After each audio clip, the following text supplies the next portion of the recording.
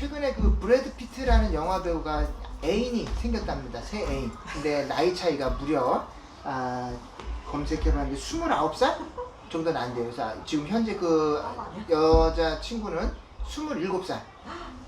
그래서 29살의 나이 차이를 뚫고 이제 연인 관계가 됐는데 더 놀라운 거는 그 남편이 있는 거 아니에요? 예? 남편이 있는 남편이 있어요. 그래서 그 남편이 이미 있고 아이가 7살인 아들이 있는데 그 남편이 레스토랑을 운영했는데요. 그래서 브래드 피트가 자주 거기를 이제 방문하는데 거기 가서 이제 그 부인을 알게 된 거죠. 근데 그 남편은 그 부인 말고도 여러 부인이 있어요. 그래서 우리는 캐주얼한 오픈 메리지 관계다. 그러니까 이걸 개방혼이라고도 하고 폴리아모리라고도 하는데 이제 오픈 메리지이기 때문에 서로가 다른 이제 애인을 자유롭게 만나는 것에서 간섭하지 않는 우리는 굉장히 좀 앞서가는 캐주얼한 관계다. 이렇게 해서 허락을 해줬어요. 그래서 브래드 피트도 그 남편의 식당에 들러서 같이 밥을 먹고 그 아내랑 같이 여인 관계를 유지하는데 남편은 오케이. 왜냐면 나도 다른 애인들이 있기 때문에 서로 그 사생활은 존중해 준다. 이렇게 해서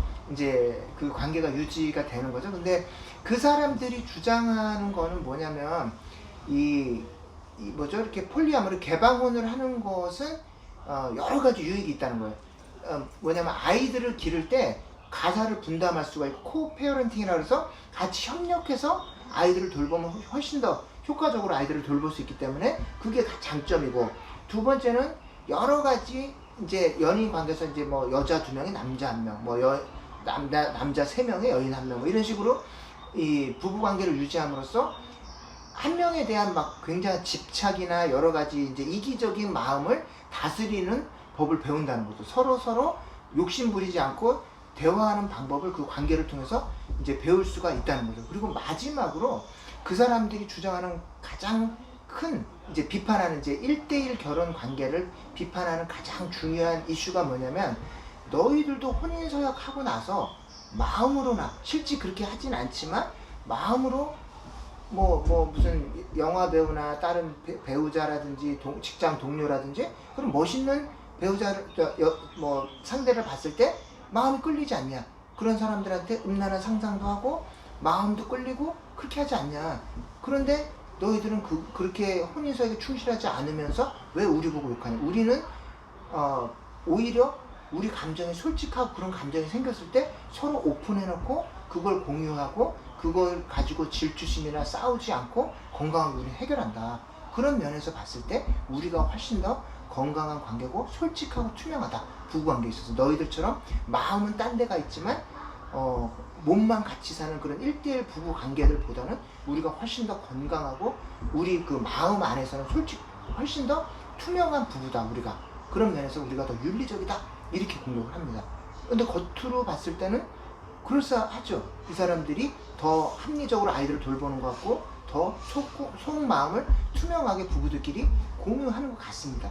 그런데 성경에서는 이게 왜 문제인지를 설명해 줍니다. 오늘 이 본문을 보면 그래서 우리가 사랑에 대해서 착각을 하는데 어떤 착각이냐면 이 사랑을 공유할 수 있다는 착각을 합니다. 근데 오늘 이 잠언 5장 15절 16절을 읽어보면 제가 너는 내 우물물에서 물을 마시며 내 샘에서 흐르는 물을 마시라. 어찌하여 내 샘물을 집 밖으로 넘치게 하며 내 도랑물을 거리로 흘러가게 하겠느냐. 이렇게 하고요. 잠언 5장 10절에 보면 그 물이 내게만 있게 하고 타인과 더불어 그것을 나누지 말라고 얘기합니다. 근데 이제 이게 결혼에 대해서 특히 이제 부부 관계에 대해서 진짜 그 사랑을 만약에 상대방을 사랑한다면 그 관계는 배타적이 될 수밖에 없습니다. 만약에 누가 여러분들한테 사랑을 고백하러 왔어요. 누군가가. 근데 내가 당신은 정말 진짜 사랑하는데 내가 정말로 사랑하는 사람이 한 명 더 있어요. 그런다면 그 사랑이 정말 황홀하게 느껴지겠습니까? 역겹게 느껴지겠습니까? 어떠겠어요? 역겨울 것 같아요? 화nap할 것 같아요? 역겨울 것 같죠? 이 사람이 나를 진짜 사랑한다는데 나같이 사랑하는 사람이 또 한 명 있다 그래. 근데 그 사랑은 정말 고마워요. 나를 그렇게 사랑해서 마음이 들뜨겠습니까? 역겹게. 그러면 내가 나랑 똑같이 사는 사람이 또 하나 있다면 언제든지 나는 3번째가 될 수도 있고 네 번째가 될 수도 있고 순위 밖으로 밀려날 수도 있다는 거예요. 왜냐면 내가 유일한 사람이 아니기 때문에. 그렇기 때문에 여러 명을 동시에 사랑한다는 그 사랑은 진짜 사랑이 될 수가 없다는 거예요. 근데 그 사람들이 착각하는 게 여러 명을 동시에 사랑을 나눠줄 수 있다라고 생각하는데, 사람 마음에 받아들일 수 있는 그 유일한 사랑의 공간 한 명밖에 없어요.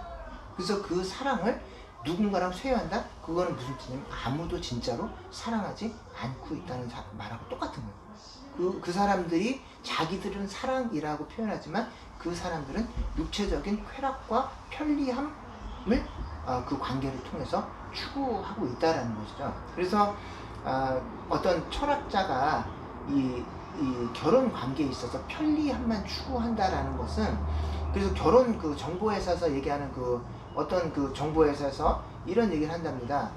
당신에게 위험 없는 사랑을 제공해 드립니다. 이렇게 얘기한다는 거예요. 왜냐면 그 사람의 정보, 신상 정보, 경제력, 그 다음에 학력 수준 이런 걸 다 꼼꼼하게 해서 체킹해갖고 당신과 퍼펙트하게 매칭되는 사람을 매칭시켜줘서 결혼 관계를 통해서 당신이 리스크를 무릅쓸 필요가 거의 없도록 만들어 드리겠습니다. 이게 그 결혼 관계의 목표예요. 그러니까 그럴싸하죠. 그 목표는 뭐냐면 결혼을 통해서 당신이 1도 손해보지 않도록 우리가 도와드리겠습니다. 우리가 완벽하게 배우자를 찾아서 매칭해드려서 당신이 결혼 관계를 통해서 거의 손해보지 않고 위험을 무릅쓰지 않고 결혼 관계 할 수 있도록 우리가 도와드릴게요. 굉장히 이것도 그럴싸합니다. 근데 이 알랭 바리우라는 그 철학자가 얘기하는 건데, 그런 광고는 어떤 광고랑 똑같냐면, 이 전쟁터에서 병사들을 모집하는데 전사자가 한 명도 나지 않는 전쟁터로 데려갈 테니까 우리 군대에 들어오세요 라고 얘기하는 거랑 똑같은 거예요. 거짓말인 거지. 거짓말이. 진짜 사랑은 상처가 없을 수가 없어요. 위험이 없을 수가 없어요. 진짜 전쟁터 나가서 한 명도 안 죽는 전쟁터가 있으니까 거짓말이죠. 근데 그거랑 똑같이 결혼정보회사에서 그렇게 얘기하는 거는 뭐냐면은 조금 더 여러분들이 상처 없이 사랑할 수 있다는 건 있을 수가 없다는 거예요. 왜냐하면 지난번에도 얘기했지만 배우자는 우리의 가장 깊은 곳까지 와서 우리를 위로해 줄 수도 있지만 우리의 가장 깊은 곳에 거꾸로 상처를 줄 수도 있어요. 왜냐하면 그 사람에게 내가 가장 취약한 걸 다 열어놓고 같이 살고 있기 때문에 그 취약함 때문에 나에게도 상처를 줄 수가 있고, 그 사람도 연약하고 죄인이기 때문에 계속해서 나에게 가장 깊은 곳에서 나를 힘들게 또 고통을 줄 수도 있다라는 것이죠. 그래서 그것을 감수하는 게 진짜 사랑인 거예요. 그러니까 그런 위험까지를 무릅쓰고 이제 선택하는 게 사랑이고, 그거를 통해서 성숙하기도 하고 몰랐던 나 자신의 한계도 발견하고, 이렇게 하면서 서로서로 우리 몸에 난 가시를 갖고 상대방을 찌르기도 하고 그 사람의 가시를 갖고 내가 찔리기도 하고, 그러면서 서로서로의 가시가 뽑혀가면서 이제 성숙해져 가는 게 이제 부부 관계고 이제 사랑이라는 관계인데, 그런 고통 하나도 없이 나는 부부 관계나 사랑을 하겠다. 그건 이제 판타지죠. 있을 수 없는 그런 얘기인데, 이제 그런 것들을 추구한다는 거죠. 그래서 이 관계에는 이 하나님과의 우리 관계도 똑같이 적용돼요. 그래서 이 아가서에 보면 이 솔로몬 신랑과 신부의 관계를 막 사랑 관계를 표현하는데, 자기 아내를 뭐라고 표현하냐면 덮은 우물이요 이 봉한 샘이다 이렇게 표현합니다. 이 사막에서 이 샘물 있잖아요, 우물, 그거는 생존하고 직결됩니다. 그 우물이 더러워지면 이제 막 밭에도 뿌릴 수도 없고 식수를 쓸 수도 없고, 그럼 사막에서 생존 자체가 불가능합니다. 근데 똑같이 그 샘을 발견했으면 그 샘이 우리가 먹을 때 빼고는 어떻게 돼? 평소에는 잘 덮고 숨겨놔야죠. 안 그러면 길 가다 누구나 너도나도 다 그 뚜껑을 열어서 물을 먹고 짐승이 지나갈 수도 있고 바이러스가 들어갈 수도 있고, 그리고 샘물의 근원을 흐려버리면 흙탕물이 들어와버리면 그 샘을 정말 식수가 필요할 때 먹을 수가 없게 돼버리는 거죠. 근데 그거는 똑같은 거예요. 이 부부 관계도 그만큼 귀중하고 우리에게 이제 굉장히 강력한 자원을 제공하지만 상대적으로 오염되기가 쉽다는 거예요. 쉽게 여러분들이 순결하고 우리에게 굉장히 필요한 때 가장 중요한 에너지 자원을 서로에게 공급해 줄 수 있는 게 부부 관계지만, 거꾸로 그만큼 손상되기도 쉽다라는 거예요. 그래서 이제 아까 이 개방혼을 가진 이제 그런 사람들이 이제 막 지적을 할 때 너희들도 음란한 상상하고 너희들도 그렇게 배우자 이렇게 몰래 그런 행동들 하지 않냐, 그거는 윤리적이지 않다. 그렇지만 그 사람들이 착각하는 게 있는데, 인간이기 때문에 마음에 그런 상상이나 생각은 할 수가 있어요. 그렇지만 그게 자리 잡게 하는 건 내 책임이에요. 이제 다시 말하면 루터라는 철학자가 얘기했는데, 이 어떤 악한 생각이나 이제 이런 것들이 머리에 떠오를 수는 있어요. 근데 그거를 새가 머리 위를 지나가는 걸 막을 수는 없어요. 근데 새가 내 머리에 둥지를 트는 건 당신 책임이다, 이렇게 얘기했어요. 왜냐하면 그게 계속 떠올랐을 때 그걸, 그런 것들을 제어하지 않고 냅두고 내 마음속에 자리 잡게 내버려 두는 것은 그때부터 내 책임이라는 거예요. 인간이기 때문에 매력적인 사람을 봤을 때 정말 매력적인데, 뭐 내 배우자나 뭐 나랑 관계는 정말 인간적으로 매력있다, 아름답다, 이런 생각을 느낄 수는 있어요. 그렇지만 그걸 반복적으로 그런 상황 속에 나를 계속 이렇게 있도록 내버려 두고, 그리고 그런 장소에 자꾸 가고, 그리고 또 그런 것들을 내 삶이나 마음속에 자리 잡도록 내버려 두고, 내 배우자랑 그 상대방을 말하자면 비교 평가하고 진행하도록 나를 내버려, 그 자리에 내버려 두는 거는 그때부터는 내 책임이에요. 그래서 그 사람들이 착각하는 게 있는데, 상상하는 것과 그것에 이제 집착하고 그게 자리 잡도록 내버려 두는 것 사이에는 차이가 있다는 거죠. 물론 그렇지만 우리는 다시금 우리 그 결혼 서약이라든지 하나님의 말씀 가운데 다시 돌아와서 우리가 있어야 될 자리로 다시금 돌아온다는 거죠. 근데 이제 이게 중요합니다. 그만큼 쉽게 오염되기 쉽고, 또 이게 무너지기 쉽기 때문에 서로가 서로를 사실은 이제 지켜줘야 되는 거예요. 그래서 이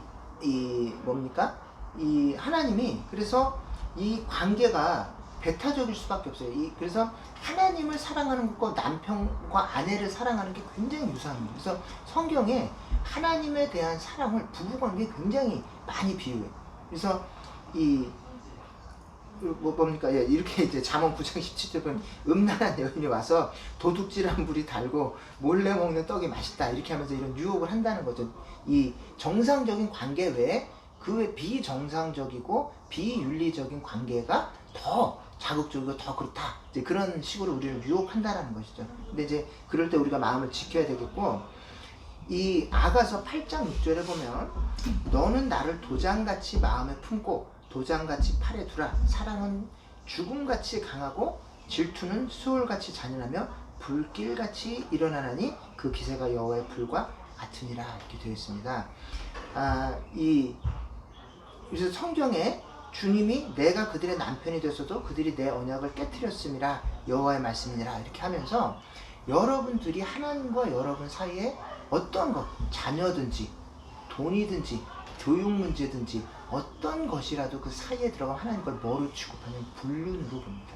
남녀 관계의 불륜만큼이나 심각하게 다루시는 거예요. 여러분들이 여러분들의 마음의 중심에 하나님 외에 하나님과 나 사이의 관계에 그거보다 조금 더 신경이 쓰이고 내 삶의 어떤 선택을 함에 있어서 더 나를 주님보다 더 끌고 가는 어떤 요소가 있다면, 그걸 하나님 봤을 때 그 대상을 불륜의 대상이다, 이렇게 표현합니다. 왜냐하면 이 주님께서는 우리를 사랑하실 때 자신의 전부를 다 드렸어요. 이 땅에 오셨을 때 제자들 중에 유다, 자기를 배반했잖아요. 근데 주님이 아셨을까, 뭘 아셨을까? 다 아셨죠. 베드로가 내 뒤통수를 칠지, 유다가 나를 팔아먹을지 다 처음 만나는 순간부터 다 아셨어요.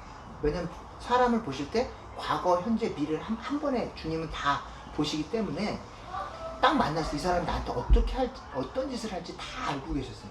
그럼에도 불구하고 주님이 딱 보셨을 때 그 제자들을 데리고 씻기고 먹이고 입히고 발을 닦아주시고 그 일을 다 하시다 결국은 그 사람들 때문에 목숨까지 바쳐서 십자가에 돌아가셨다는 거죠. 그러니까 자기는 유다 같은 우리를 위해, 주님은 유다 같은 우리 수시로 주님을 배반하고 또 주님의 이름을 먹칠하고 주님을 불편스러워하고, 이렇게까지 예배 드려야 돼, 주님 너무 부담스럽지 않나요?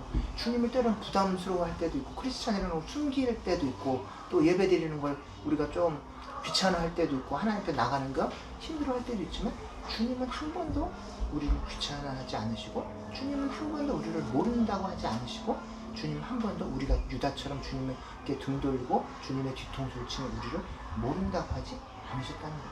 그렇기 때문에 우리 우리를 향한 그 주님의 사랑은 독점적인 이 권리를 주님께서 요구하십니다. 독점적인 집중과 독점적인 사랑을 요구하세요. 남들에 대해서는 배타적이 될 수밖에 없어요. 이 부부관계가 타인에 대해서는 배타적이 될 수밖에 없는 것처럼 하나님과 우리 관계도 배타적이 될 수밖에 없어요. 다른 어떤 것도 그 사이에 끼는 순간 하나님 거를 불륜으로 간주하신다는 것이죠.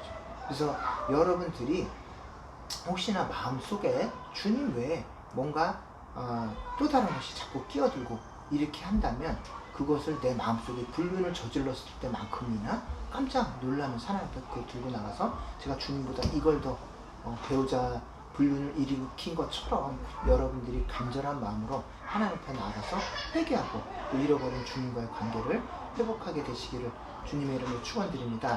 두 번째로 있는 착각인데 그게 뭐냐면 부부 관계가 같이 있기만 하면 사랑이 뭡니까? 성장하고 발전할 수 있다라는 착각입니다. 그래서 오늘 이 본문에 보면 이 성경에 우리가 사랑을 유지하는데 내 샘으로 곱게 하라. 내가 젊어서 취한 아내를 즐거워하라. 그는 사랑스러운 암사슴 같고 아름다운 암노루 같으니 너는 그의 품을 항상 족하게 여기며 그의 사랑을 연모하라. 이렇게 됐습니다. 이 연모하다 이 단어. 자, 그의 사랑을 연모하라. 이게 이제 영어 번역에는 be intoxicated with her love. 그녀의 사랑에 취해 있으라. 이런 말이고 또 다른 그 CSB 버전에는 be lost in her love forever. Still doing it? Mark, still doing like this? 맞아. I hope so. 근데 저는 이 구절을 보고 신혼 때는 가능한데 신혼이나 연애 때는 오케이 그 배우자에게 푹 빠져 있으라 이거예요. 근데 뭐 신혼이나 연애 때는 컨시더블 만한데 지금 뭐 10년, 뭐 20년 지나서 still 그녀의 사랑에 푹 취해 있으라. Be intoxicated with her love. Is that okay? Is it possible? Yes. 굉장히 스트롱해. 나중에 켈리 없을 때 한번 물어볼게요. 켈리 없을 때 스토리 이렇게 하는지 한번 물어보는데 이게 저는 이 구절을 보면서 이게 가능한가? 이게 어떻게 뭐 신혼 때는 오케이. 그래서 이제 과학적으로도 여러분들이 연애를 하면 몸에서 이 호르몬이 나온답니다. 이게 도파민 뭐 이런 게 나와서 이 막 괜히 막 기쁘고 막 괜히 막 흥분되고 이런 기분이 든대요. 그래서 피곤한 줄도 모르고 이제 막 부르면 막 차를 2시간 막 3시간 운전해갖고 막 데려다주고 데이트하고 막 이런 에너지 막 나온다는 거죠. 그래서 저도 이제 데이트할 때 우리 아내랑 제가 집이 사당동 여기 있었고 아내 집이 저 목동에 있어요. 그래서 1시간 정도 거리를 새벽에 일어나고 전화 콜 해갖고 웨이크업 해갖고 깨우고 운전해서 태워 가서 새벽기도 데려가고 새벽기도 하고 또 회사까지 태워다 주고 이거를 거의 막 한 달 피곤한 줄을 몰라요. 열심히 피곤해 괜찮아 하고 막 했어요. 근데 똑같은 길을 결혼하고 또 가봤어요. 왜 이렇게 피곤한지 그때는 막 피곤하다면 너 말이 이렇게 하고 드라이브를 했는데 after I'm married, my wife asked to doing the same thing. I'm very tired. I can't do anymore. 그래서 이게 너무 힘든 거예요. 근데 결혼 전에는 정말 힘든 줄 모르겠는데 나는 내 사랑이 식었나 내가 못된 남자 건데 과학자들이 밝혀줬어요. 내가 정상이 된 거야.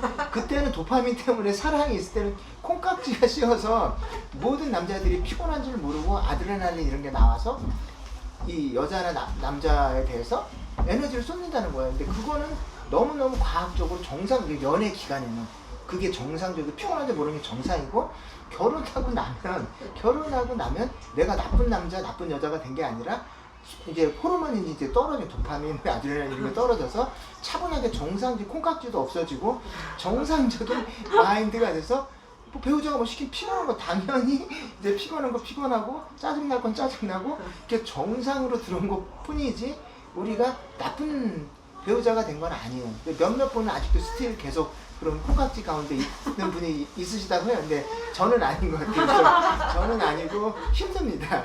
힘든데 이 두 분 남편은 굉장히 지금 아주 알 수 없는 뭔가가 있으신 것 같은데 저는 나중에 좀 물어보고. 근데 저는 굉장히 힘들어요. 그래서 쉽지 않고 이 본문을 보면서 배우자에게 영원히 푹 빠져 살아라.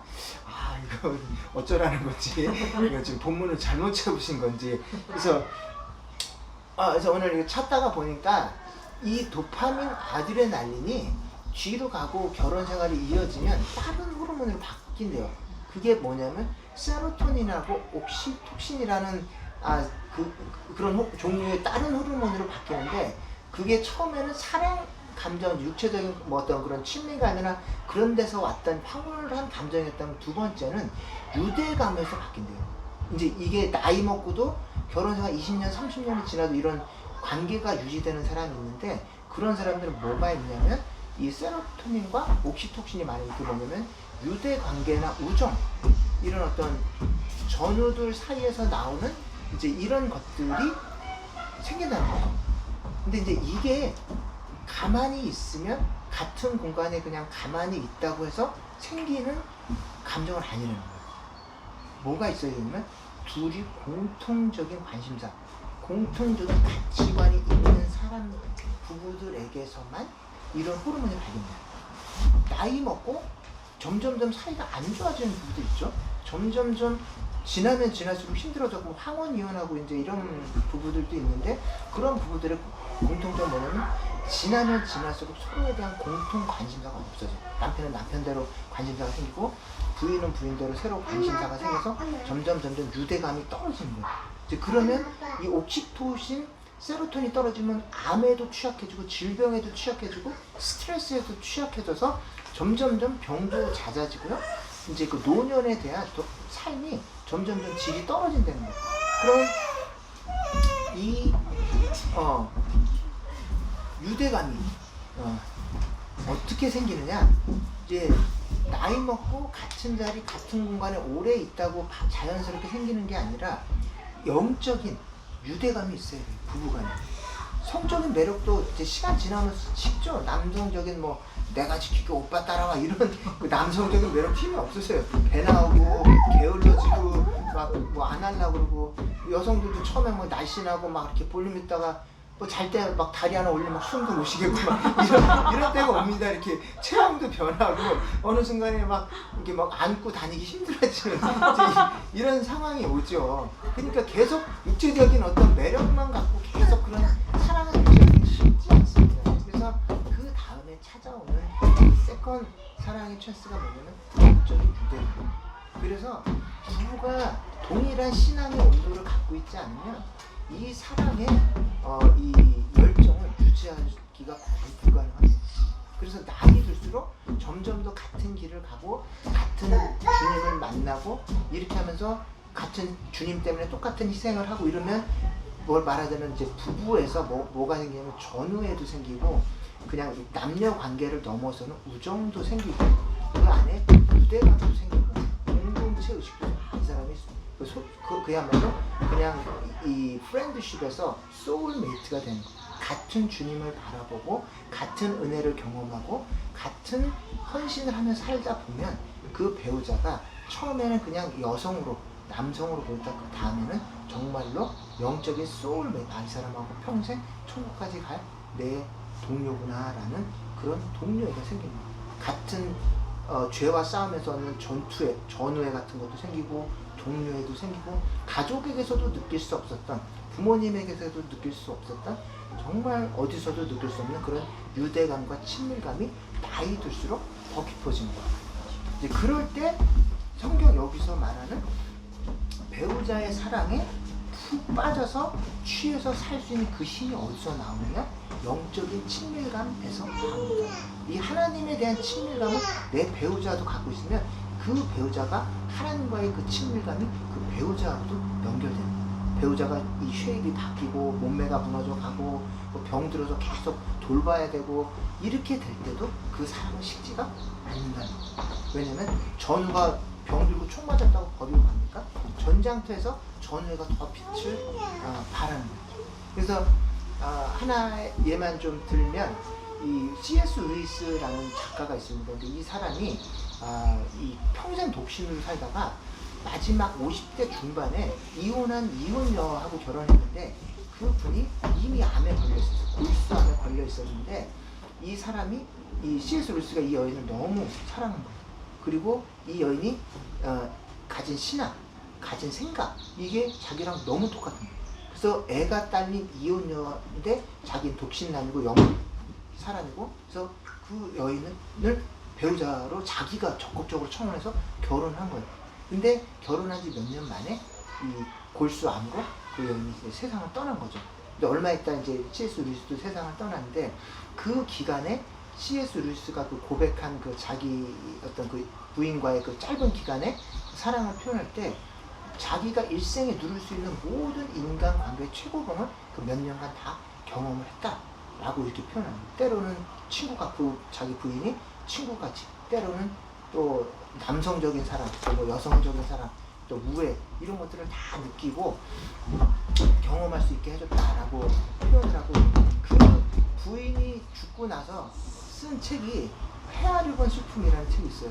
근데 그 책을 읽고 저도 막 울 뻔했는데 배우자를 잃고 나서 그 느낀 고통이 어떤 정도냐면 이 칼로 내 허벅지살을 도려내고 또 도려내고 또 도려내진다 이런 식의 표현, 송곳으로 같은 상처를 계속해서 찌르고 또 찌르고 또 찔리는 그런 느낌이다 라고 표현을 하더라고요. 근데 그런 것이 영적인 소울메이트를 잃어버렸을 때 느끼는 그런 감정. 근데 그 50대 중반 넘은 사람들이 그 정말 젊은 연인들에게 느꼈던 그런 뜨거운 상대방에 관한 그 열정을 그 죽을 때까지 유지하고 있었다라는 것이죠.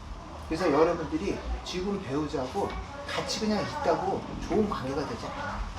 그래서 적극적으로 영적인 대화나 영적인 교류를 둘이 같이 해야 돼요. 그 좋은 예 중에 하나 가정 예배나 이런 주제를 가지고 부부간에 같이 영적인 탐구를 갖고 나눌 기회가 있어야 돼요. 서로 간에 있는 신앙을 꺼내놓고 대화할 수 있는 기회를 가질 때 그런 영적인 유대감이 생기지, 같은 공간에 같은 침대 같은 방에 계속 오래 지낸다고 이 사람이 내 소울메이트가 아니에요. 오래 지내면 지낼수록 원수관계로 변할 수 있어요. 그래서 여러분들이 이제 강력하게 권면드리는데 저는 개인적으로는 그래서 가정예배 패밀리 체프를 가지기를 강력하게 권면을 드립니다. 그래서 아이들 다 재워놓고 짧은 시간이라도 일주일에 뭐 예를 들어 단 10분이라도 애들 다 재워놓고 잠들기 직전에 부부들끼리만 모여서 영적인 대화를 한 주간 나를 만날 수 있다. 하나님, 내가 힘든 순간 하나님 나 이렇게 붙들어 주셨어. 내 애들도 힘들 때 하나님 나 이렇게 도와주셨어 라고 자기가 만난 하나님을 같이 나누다 보면 어느새 남편이 그냥 남편이 아니라 천국까지 함께 같이 갈 내 소울메이트라는 사람이 라는 것을 느끼게 됩니다. 그래서 남편의 연약함도 보듬어주고 남편의 어떤 그 정말 받아주기 힘들었던 그런 부분들을 그때부터 받아줄 수가 있게 됩니다.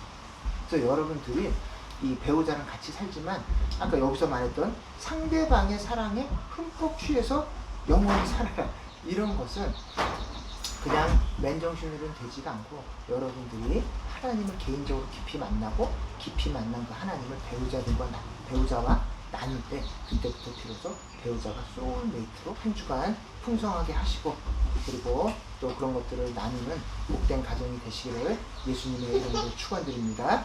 아멘. 잠깐 기도하겠습니다.